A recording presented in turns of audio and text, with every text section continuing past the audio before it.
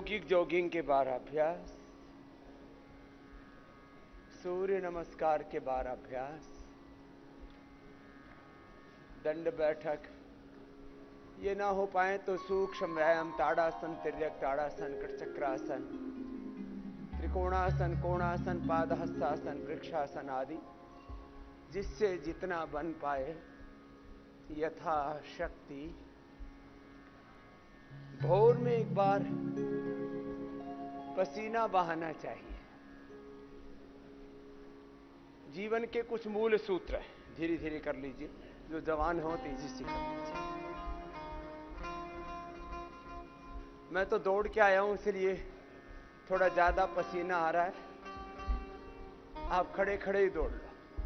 इतना पसीना एक बार ऐसे बहा दो, पसीना ऐसे चूना चाहिए। और जब इतना करो, इतना पसीना बहेगा, फिर देह में कोई रोग शेष नहीं रहेगा।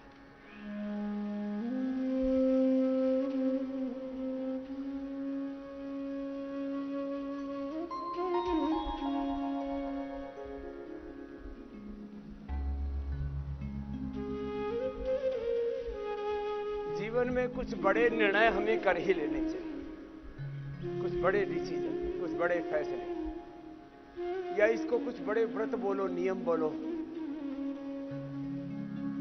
कुछ जीवन की रीति नीति मर्यादा हमें तय कर लेनी चाहिए।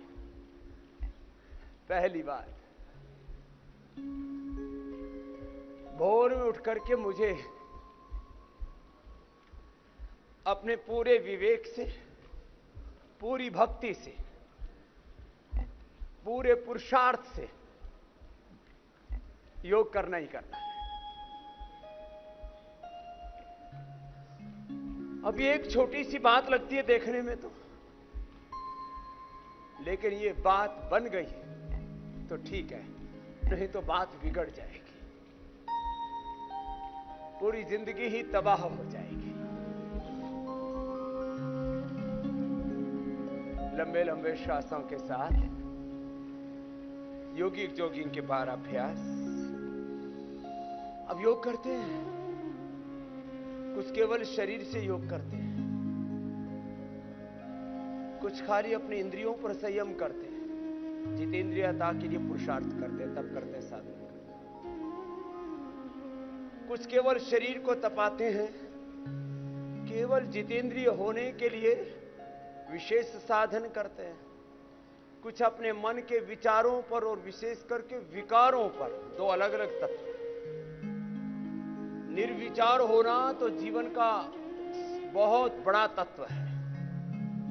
निर्विचार होना, निर्विकार होने के लिए तय करना पड़ता है कि मुझे ये करना है या नहीं करना है। जिस कृत्य से, जिस विचार से, जिस भावना से, जिस कर्म से स्वयं को या समष्टि को किसी भी रूप में दुख मिलता हो, उसको मुझे नहीं करना। क्योंकि तात्कालिक रूप से चीजें पूरी तरह से स्पष्ट नहीं हो पाती हैं।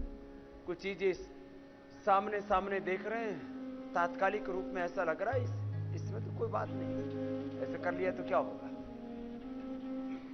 कुछ चीजें एक बार करने से बड़ा दुख नहीं मिलता। एक बार भांग पीने से, एक बार सुल्फा पीने से, एक बार दारू पीने से, एक बार गुटखा खाने से, तम्बाकू खाने से बहुत बड़ी हानि नहीं होती। संस्कार की हानि तो होती है बहुत बड़ी, वो एक अलग बात है। तो तात्कालिक रूप से कुछ चीजों के अच्छे या बुरे प्रभाव देख करके हमें प्रभावित नहीं होना है। हर बात का दीर्घकालिक परिणाम देखना है। कम से कम मैं इस काम को महीना, 2 महीना, साल, 2 साल करूंगा तो इसका परिणाम क्या होगा। जैसे मैं कहता हूं, आप जो मैं कहता हूं, योग, यज्ञ, आयुर्वेद, नेचुरोपैथी, पंचकर्मा, षटकर्मा, महीने 2 महीने करके देख लो, और फिर किसी में कोई रोग लेश मात्र विशेष रह जाए तो मुझे कह देना। मैं इस ऑथेंटिसिटी के साथ, इस प्रामाणिकता के साथ इस बात को इसलिए कह रहा हूं क्योंकि मैंने योग के तात्कालिक और दीर्घकालिक प्रभाव दोनों ही देखे।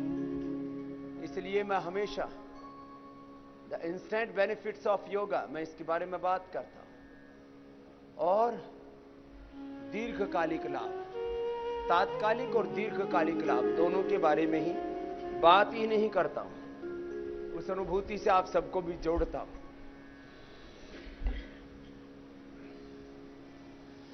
करो ऐसे, लंबे लंबे श्वास भरो।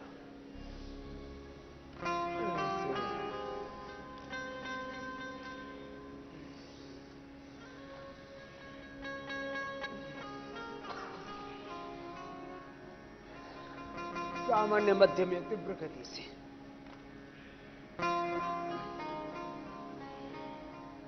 तो एक बात तो ये कि योग पूरा करना है, पूरे विवेक से, पूरी श्रद्धा भक्ति से, पूरे पुरुषार्थ से, कुछ भी अपना बचा के नहीं रखना। जब योग कर रहे हैं तब योग में अपने आप को झोंक दिया। उसको बड़े शब्दों में ऐसा कहा जाता है, सर्वस्व न्योछावर करके करना। तो जब आप अपना सब कुछ झोंक करके, सोख करके करते हैं, तो फिर जीवन में कुछ भी, लंबे लंबे श्वास, ऐसा नहीं होता जो आपको प्राप्त ना हो। जो आप देखो, अब एक तत्व में, अब यो तो एक ही तत्व का इतना बड़ा विस्तार है, एक योग तत्व। कैसे मैं कहता हूं, एक निष्ठ बनो, योग निष्ठ बनो। और जो एक निष्ठ होते हैं, योग निष्ठ होते हैं, गुरु निष्ठ होते हैं, वो जो योग निष्ठ होगा वो गुरु निष्ठ भी होगा। उसकी गुरु में, भगवान में सत्य में निष्ठा होगी, वो गुरु निष्ठ होगा, ब्रह्मनिष्ठ होगा, सत्यनिष्ठ होगा। वो जितने भी शाश्वत तत्व हैं जीवन के, सबसे युक्त होगा। तो योग पूरा करना, मैंने कहा कुछ केवल शरीर से योग करते हैं, शरीर को अच्छे से तपाते हैं, इसको सुंदर बनाते हैं। हाँ, जो बड़ी बड़ी सेलिब्रिटीज है, खास करके ये मायावी दुनिया की सेलिब्रिटीज, उस शरीर को एक एक दो दो घंटा अच्छे से तपाते हैं, क्योंकि वो उनका बिजनेस है कि शरीर से यदि वो अच्छे दिखेंगे, आकर्षक दिखेंगे, तो ही ये पगली दुनिया उनके पीछे दीवानी होती है। तो बॉडी बिल्डिंग हमारा बिजनेस नहीं है, लेकिन हमें शरीर को अच्छा रखना है, पैसा कमाने के लिए, किसी को रिझाने के लिए, किसी को पाने खोने के लिए नहीं। शरीर को अच्छा रखना है भगवान की प्रसन्नता के लिए, भगवान के प्रियाचरण के लिए, भगवान की सेवा के लिए। लंबे लंबे श्वास। कुछ केवल शरीर के लिए योग करते हैं,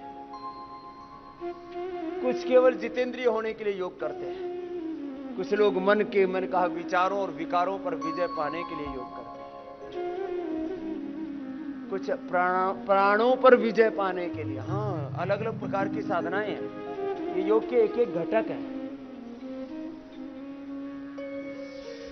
प्रधानता से इनका कथन कर रहा हूं। लंबे लंबे श्वास।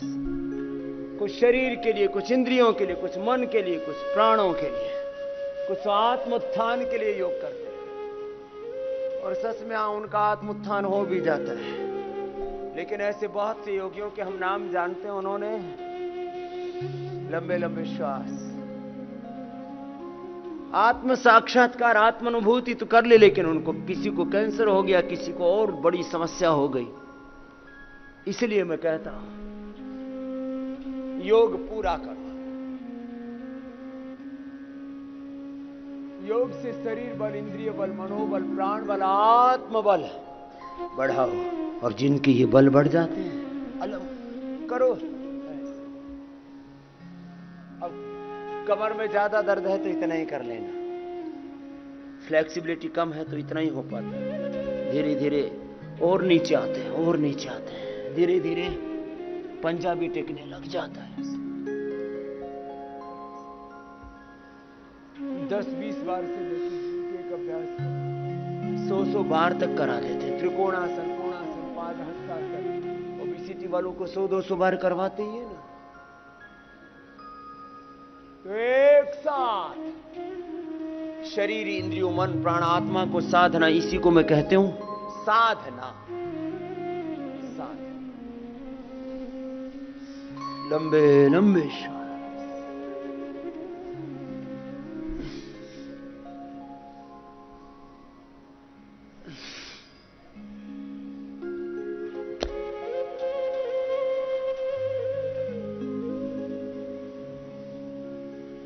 एक एक अभ्यास को, जिनकी उम्र ज्यादा है, घुटनों में दर्द है, तो ऐसे ये तो एक्टिविटी चल रही है ना, पूरी बॉडी का फुल इन्वॉल्वमेंट। अब एक शब्द है योग के संदर्भ में भी, जीवन के भी, समग्रता मेरा बहुत प्रिय शब्द है। समग्रता 5-7 शब्द मैं बहुत अधिक प्रयोग करता हूं, और मात्र वो शाब्दिक विलास नहीं है, उसके पीछे बहुत गहरे तत्व हैं जीवन के। उसमें एक शब्द है विकल्प रहित संकल्प, दूसरा शब्द है अखंड प्रचंड पुरुषार्थ, तीसरा शब्द है समग्रता, इंक्लूसिव, इंटीग्रेटिव। समग्रता, समन्वित, परस्परता, लंबे लंबे श्वास, ऐसे 10, 20, 25, 50, 100 बार तक कर सकते हैं ऐसे। फिर ऐसे